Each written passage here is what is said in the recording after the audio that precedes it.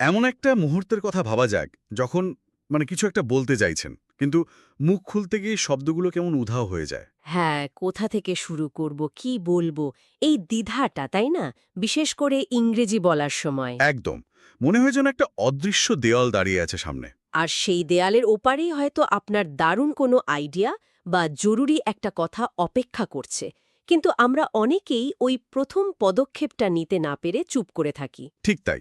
আর আজকের আলোচনাটা হলো সেই নীরবতা ভাঙার কিছু কৌশল নিয়ে। বাহ! আমাদের হাতে একটা তালিকা আছে, যার শিরোনাম ডেইলি স্পোকেন ইংলিশের জন্য গুরুত্বপূর্ণ শুরুর লাইন।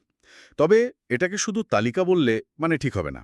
এটা আসলে একটা কনভারসেশনাল টুল কিট। একটা টুল কিট, আচ্ছা। হ্যাঁ, বিভিন্ন পরিস্থিতির জন্য আলাদা আলাদা টুলস বা হাতিয়ার আছে এখানে। তো আমাদের আজকের মিশন হলো এই টুলকিটটা খুঁজে এর ভেতরে জিনিসগুলো নিয়ে একটু কাটাছেড়া করা। দারুণ একটা অ্যাপ্রোচ। চলুন তাহলে শুরু করা যাক। সবচেয়ে বেসিক টুলটা দিয়ে শুরু করি। হ্যাঁ, তালিকার প্রথম বিভাগটাই হলো ডেইলি কনভারসেশন স্টার্টার্স। এখানে কিছু খুব পরিচিত বাক্য আছে, যেমন ধরুন, actually I want to say something, hmm. অথবা let me tell you one thing. আমার তো মাঝে মাঝে মনে হয় এগুলো একটা একটা ঢালের মতো কাজ করে। ঢালের মতো। ইন্টারেস্টিং। বুঝিয়ে বলুন তো।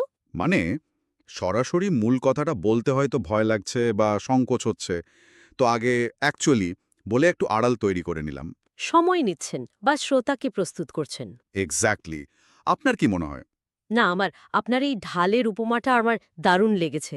এটাকে আরেকটু গভীরে দেখলে বলা যায়, এটা আসলে নিজের কথা বলার জন্য একটা পারমিশন নেওয়ার মতো। পারমিশন? হ্যাঁ, যেমন ধরুন যখন আমরা বলি, "can I tell you something?" আমরা তো জানি যে উত্তরটা হ্যাঁ আসবে। কিন্তু এই প্রশ্নটা করা, এটা আসলে আমাদের মস্তিষ্ককে মূল কথাটা বলার জন্য প্রস্তুত করে, নার্ভাসনেস কমায়। তার মানে এটা এক ধরনের কগনিটিভ ওয়ার্ম আপের মতো, নিজেকে আর শ্রোতা দুজনকেই প্রস্তুত করা। একেবারে। এগুলোকে তাই সফট ওপেনিং বলা হয়। সরাসরি মূল বক্তব্যে ঝাঁপিয়ে পড়তে হয় না। তালিকার অন্য বাক্যগুলো দেখুন, যেমন টু বি অনেস্ট বা ইন মাই ওপিনিয়ন। হ্যাঁ, আছে। এগুলো আপনার মতামতকে একটা ব্যক্তিগত মোড়ক দিচ্ছে।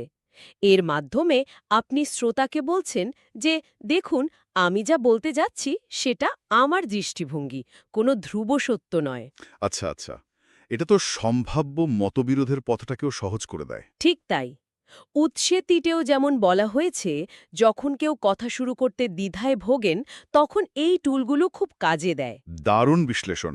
এবার টুলকিটের পরের অংশে যাই, যেখানে সরঞ্জামগুলো আরও নির্দিষ্ট। আচ্ছা। একদিকে আছে অফিস কর্মক্ষেত্রের জন্য শুরুর লাইন, আর অন্যদিকে বন্ধুদের সাথে বা ঘরোয়া আড্ডার জন্য। পার্থক্যটা তো বেশ স্পষ্ট।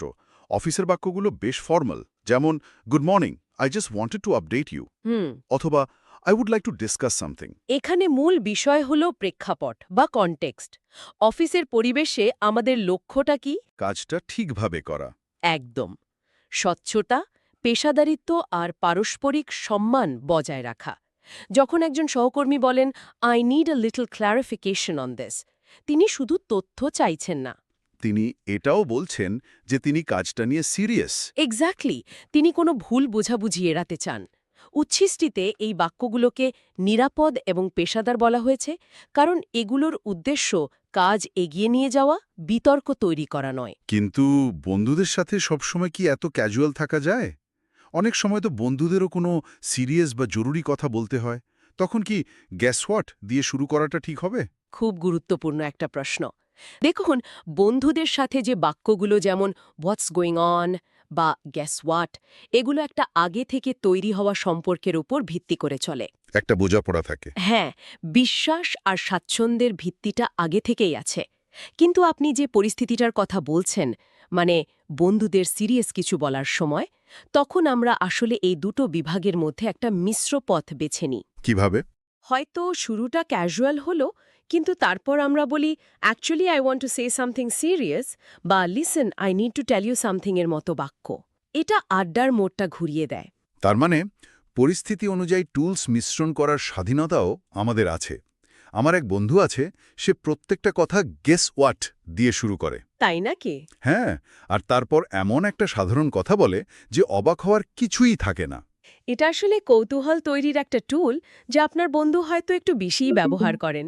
তবে ফোনের জন্য উৎসে একটা খুব কার্যকর বাক্য আছে। Is this a good time to talk? ওহ, এটা তো খুবই জরুরি।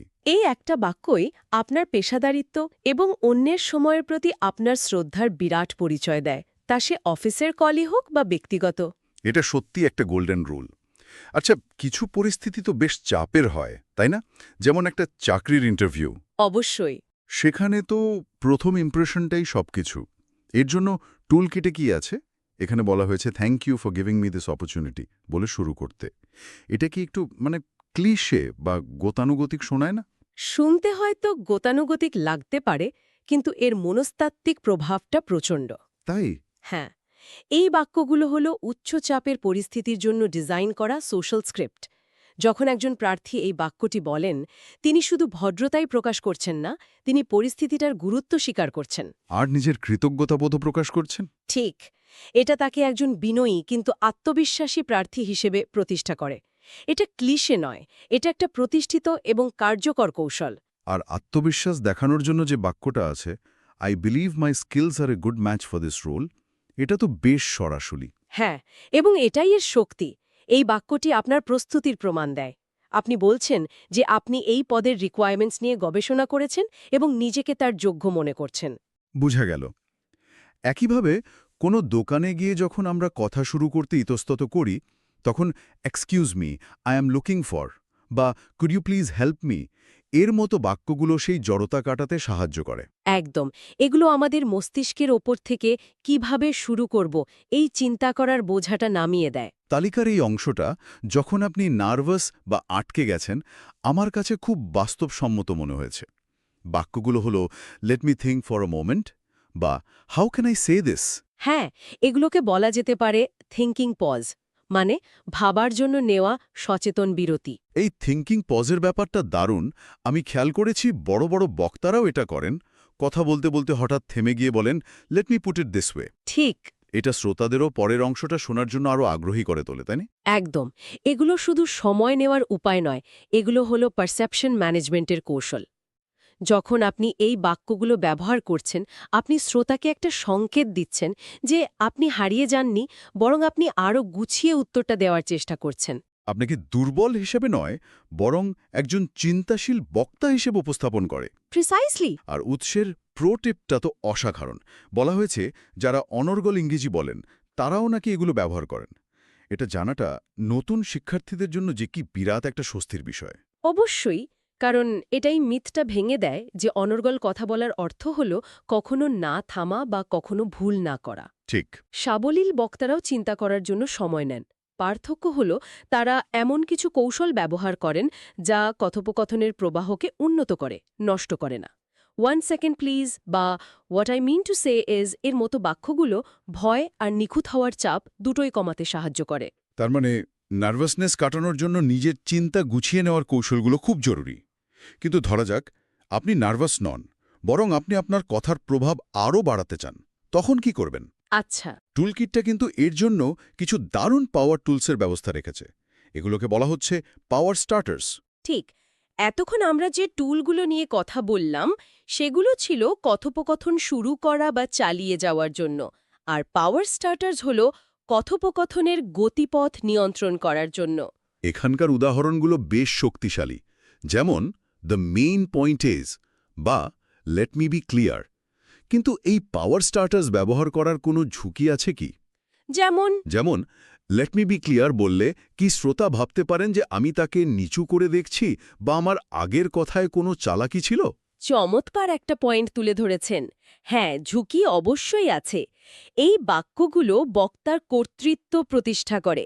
যখন কেউ বলেন দ্য মেইন পয়েন্ট ইজ, তখন তিনি বাকি সব তথ্যকে গৌণ করে একটি নির্দিষ্ট বিষয়ের ওপর আলো ফেলছেন। যা খুব কার্যকর। অবশ্যই, কিন্তু লেট মি বি ক্লিয়ারের মতো বাক্য যদি ভুলভাবে বা অতিরিক্ত ব্যবহার করা হয়, তবে তা আক্রমণাত্মক বা কন্ডেসেন্ডিং শোনাতে পারে। তাই এগুলো ব্যবহারের সময় বক্তার টোন বা গলার স্বর এবং পরিস্থিতি সম্পর্কে সচেতন থাকা খুব জরুরি। তাহলে এগুলোর পরিপূরক হিসাবেই কি কানেক্টিং স্ট্যাটাস দেওয়া হয়েছে, যেমন আফটার দ্যাট, সো বেসিক্যালি বা দ্যাটস ওয়াই? একদম। যদি পাওয়ার স্টার্টার্স হয় ইঞ্জিনের মতো, তাহলে কানেক্টিং স্টার্টার্স হল গাড়ির বিভিন্ন যন্ত্রাংশের মধ্যে থাকা লুব্রিক্যান্টের মতো। যা সবকিছুকে মসৃণভাবে চলতে সাহায্য করে। ঠিক, এগুলো হলো কথোপকথনের আঠা।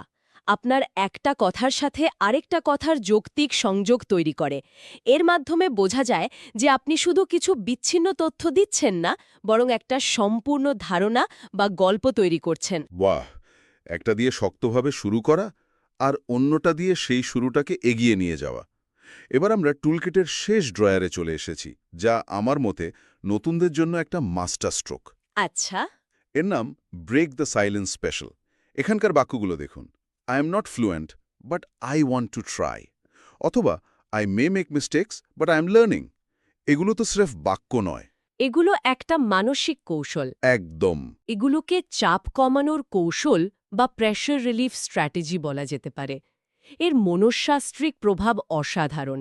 যখন একজন শিক্ষার্থী কথা বলার শুরুতেই সততার সাথে নিজের সীমাবদ্ধতার কথা স্বীকার করে নেন, তখন তার ওপর থেকে নিখুঁত হওয়ার পাহাড় প্রমাণ চাপটা সঙ্গে সঙ্গে সরে যায়। ঠিক, তিনি যখন বলেন I may make mistakes but I am learning, তখন তিনি আসলে শ্রোতাকে বলছেন আমার চেষ্টার মূল্যায়ন করুন, আমার ভুলের বিচার করবেন না। আর এটা শ্রোতার মনেও একটা সহানুভূতি তৈরি করে।